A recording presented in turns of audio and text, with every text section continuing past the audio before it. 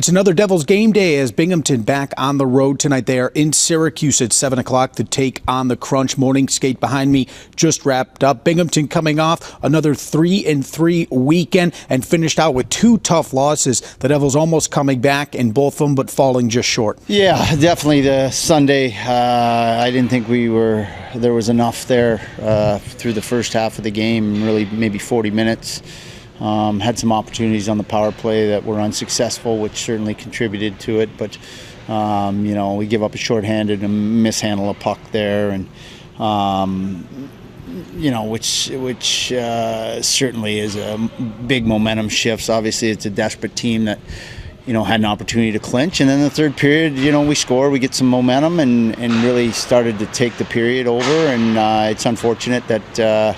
We didn't have more of that early on, because I thought, the third period was a real solid period, and that's the one where you expect you wouldn't have the best legs or jump. But like I said, it's a 60-minute game, and they played more of it than we did. Last game, the injuries were piled up, and I got an update on Coach for possible timetables of returns. Lucia's sick. Other than that, that's the newest one. Tim Kennedy, we just one game, just a little sore groin, but he'll be back tonight. Birchie is feeling better, but going to give him a couple more days here. Possibility for Friday. Cangelosi is cleared and has been skating, but only a couple days, so we want to get a couple more skates in for him, but going to be available on the weekend. And then Pietala's feeling better, but we're not sure about the weekend.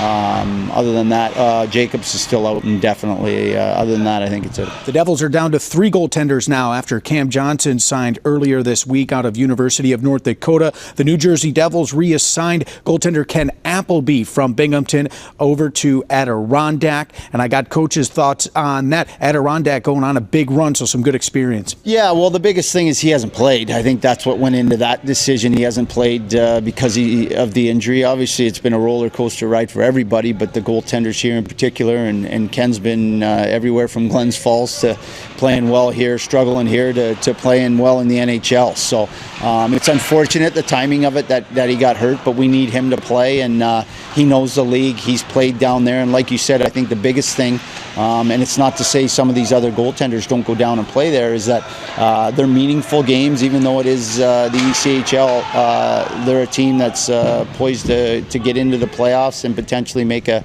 playoff run here, and the biggest thing is we need them to play.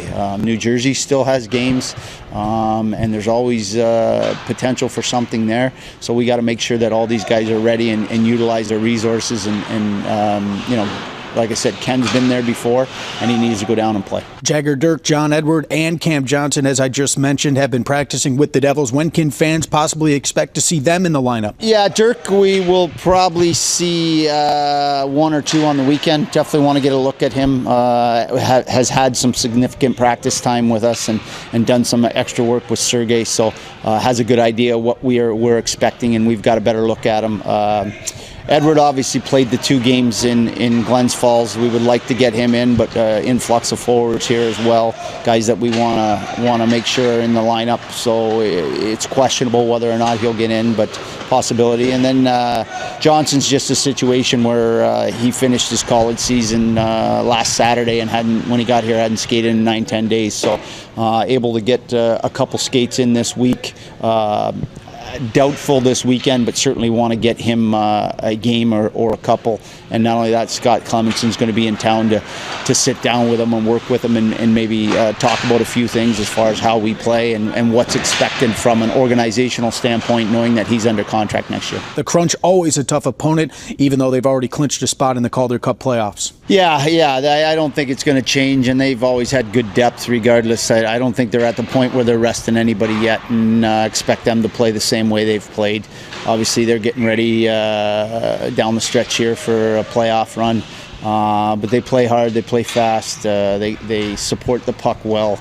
They're aggressive with and without the puck, and last time we saw them was a Wednesday night in our building, and they just dominated the first period, and really it was keep away. We didn't get the puck back enough. We weren't hard enough at the puck, and when we did have it, we didn't have a lot of time and space and weren't able to generate much offense or gain zones and make plays. So we're going to have to be better. It's going to start with our compete level, but we got to skate and have good puck support and be willing to compete in those hard areas tonight if we're going to have the puck. Hope you can join us tonight. The puck drops at 7 o'clock inside the War Memorial. We are on the air at 6:40 with the M&T Bank Countdown to face off all along the Devils radio network. For another edition of Devils Game Day from inside the Floyd Almains Veterans Memorial Arena in Binghamton, previewing the Devils and the Crunch on Devils Vision, I'm Rob Lapolis.